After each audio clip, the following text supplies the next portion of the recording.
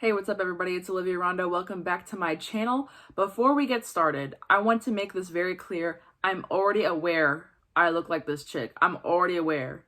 It was already pointed out to me on Twitter. I've already been bullied for my hairstyle. It's okay. It's all right. There's no need to tell me. I thought it was cute. However, these braids are kind of messy because they've been in for like 2 days, but it's okay. It's okay. You know, I have tough skin. I've been on the internet for a long time. The bullying that Hotep Virgin Mary, aka my good friend Jordan, throws my way does not faze me one bit. But I do just want to put that disclaimer in case anyone was planning to insult me, because I'm over it. Yeah, okay. Anyways, I have a pretty funny topic today, which I actually came up with a while ago, but I didn't feel like filming because I was ugly and depressed, and now I'm feeling like a cutie today, and I'm not as depressed. So I was like, let me sit down and make this video. It's cool. So today, we will be playing a little game called KKK or Democrat, where we will be guessing, based off of some quotes, whether the person who said it is literally in the Klan or a Democrat. So let's get right into our first quote of the day. In 2019, somebody told a lawmaker that they were door knocking in a quote unquote N-word district. And yes, they said that with the hard R, when they were door knocking in Prince George's County, Maryland, which is actually the wealthiest Black area in the country. Did a white supremacist say that, or an elected Democratic official? Maybe both. I mean, I don't know how you can say that and not be a white supremacist, but in fact, this was an elected Democratic official, Mary Ann Lizanci, who actually is still in office here in Maryland. She is a white Democratic member of the Maryland House of Delegates who told another white Democrat that he was door knocking in the N-word district, which honestly, Prince George's County is one of the nicest counties in the country, and it's the nicest Black county in the country. Like, it's mansions. That's not to say he doesn't have his issues, but by no stretch of the word is it appropriate to call it the N-word district. Even if it was the hood, it would not be appropriate to call it the N-word district, but you guys know what I'm saying. That just goes to show these racist people, they don't care if you're rich or successful or wealthy or educated. You are still the N-word to them. You are still Black to them. And that's why you got to be careful around these people, because even if they're Democrats, that does not mean they're not a racist white supremacist. Tell me that does not sound like something David Duke would say. Let's get into some more quotes. This one's kind of a long one, so I'm going to read it off my computer. I have spoken all over the world, and I have great respect for Muslims. I have great respect for the African people, and I have respect for the other races. Even back home in Louisiana, I'm called a racist, but I have respect for the Black people of my country, and I want them to have their own life too. And I want them to be able to pursue their own destiny and not be controlled and not be damaged.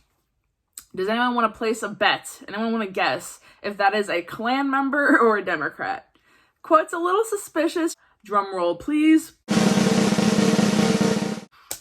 That is a literal quote from David Duke. That is a literal quote from David Duke.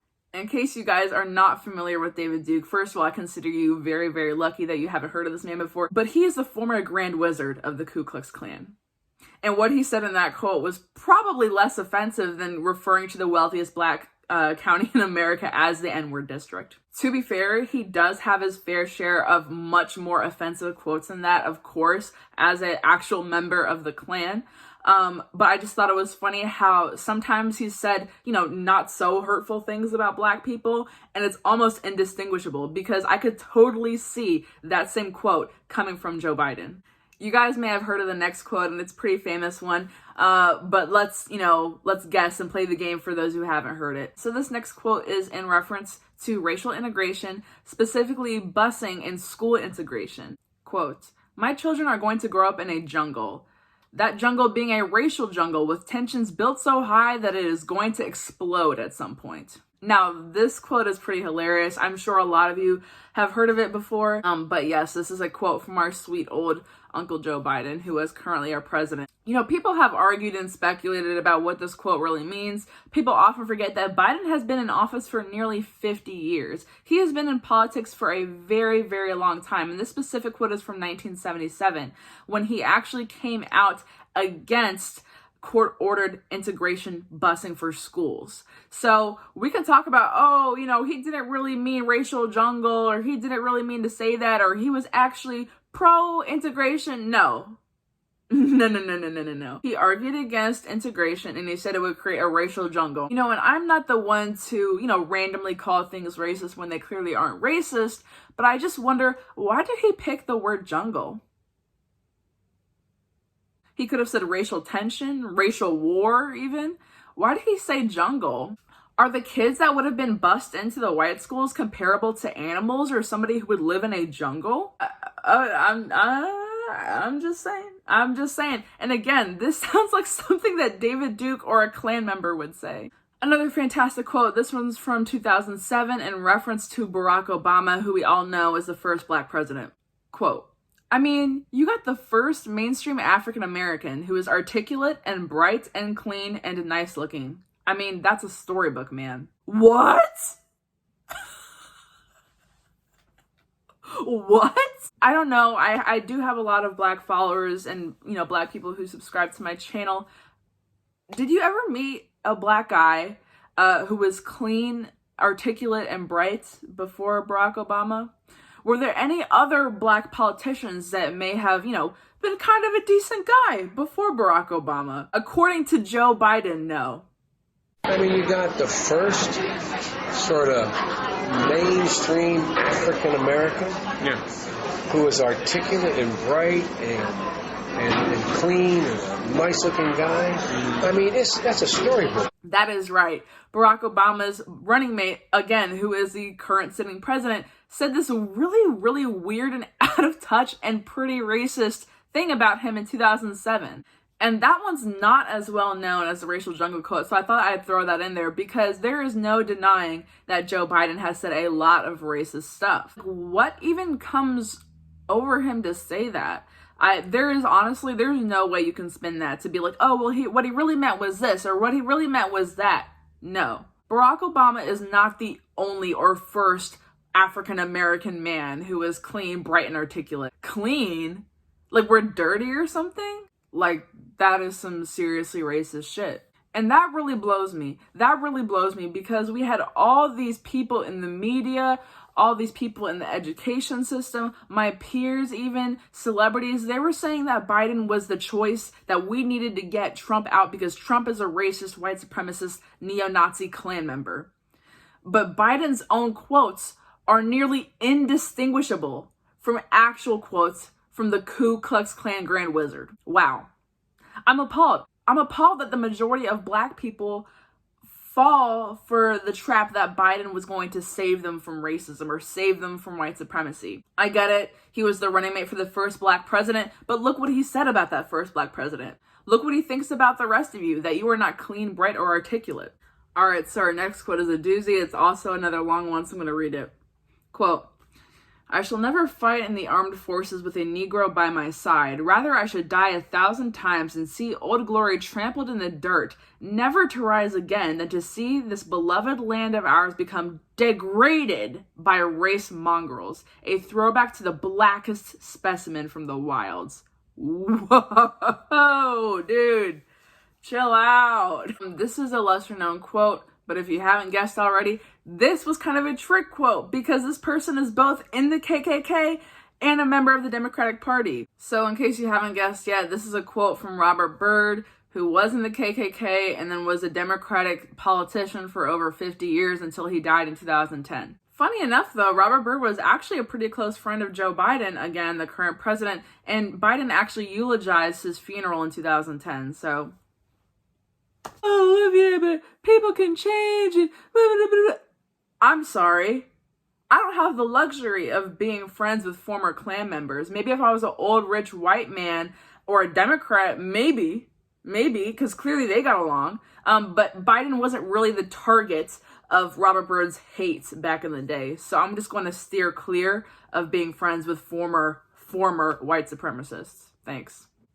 This next quote is a little bit more recent and was in 2013 after the Supreme Court did not pass a key provision to the Voting Rights Act with a 5-4 majority.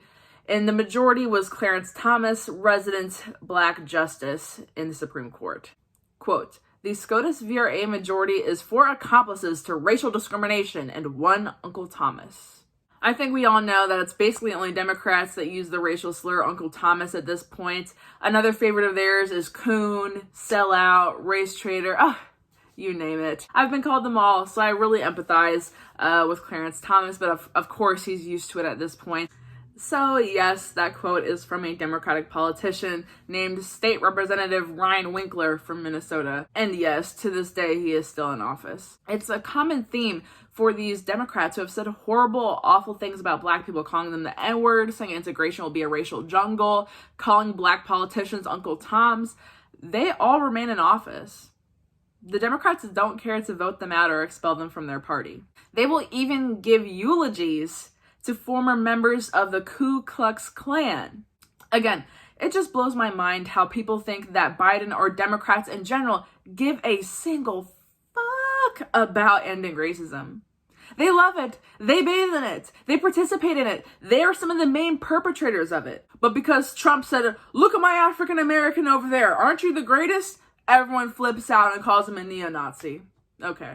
That's not fair. It's not fair. And that's not to say that Trump is a flawless, perfect politician, but he's not a racist, and these guys are. You know, guys, if you know me, I don't play that whole Democrats are the real racist shit. I don't do that right-wing talking point because I know for a fact there are racists on both sides and probably equal quantities. I don't think one party is more or less racist than the other party, to be honest. They just show it in different ways. The Democrats may be more covert at times, but at other times, as we've seen from this video, they've been very, very loud and blatant with their racism and anti-Black statements. So that's what I have to say on that. I hope you guys enjoyed this video. I do have a special announcement. If you haven't seen on my Twitter, or in the community post, I am having Blair White come on this channel for a live interview this Sunday. That would be May 16th at 8 p.m. Eastern time. We're going to be talking about transgender athletes in sports, birthing people, you know, a slew of other LGBT political issues. And just as a disclaimer, I guess, I do want everyone to be respectful in the chat and everything. Everyone has different opinions on LGBT and pronouns and all that kind of stuff, but I just really don't want Blair to feel uncomfortable, so let's try to just be respectful in the chat. That's all I'm going to say about that. Also, one more thing, I did make a new Instagram page. It's rondo.olivia. I do still have my other main Instagram, which is just Olivia Ron, but that is personal, which feel free to follow it. It's just selfies, but I did make a political Instagram to post, articles, collaborations, quotes, like just anything that I want to put on there. So if you guys aren't on Twitter or anything like that, go find me over there on Instagram. As always, I have my social medias and Patreon and PayPal linked in the description if you want to support me. And that's it. Have a great day, guys. Thanks for watching.